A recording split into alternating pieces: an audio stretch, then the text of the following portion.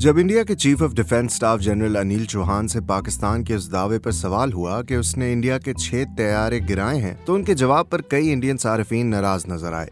India में in interviews पर क्या रिएक्शन आया, ये जानने से पहले ये जानते हैं कि जनरल अनिल चौहान ने कहा क्या था। There were losses, but the numbers and that's not important. What was important is why did these losses occur and what did we do after that? General Anil ने इंटरव्यू में जहां ये तस्लीम किया कि नुकसानात हुए हैं, लेकिन इस दावे की तरदीद की कि पाकिस्तान ने उनके 6 तैयारे गिराए हैं।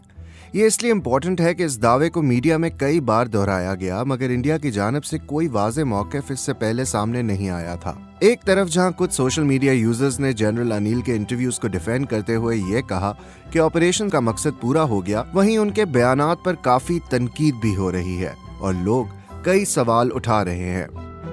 सोशल मीडिया पर सार्फिन ने जनरल चौहान के बयान पर तनकीद की कि वो ये एतराफ़ इंटरनेशनल मीडिया के बजाय इंडियन मीडिया पर क्यों नहीं करते।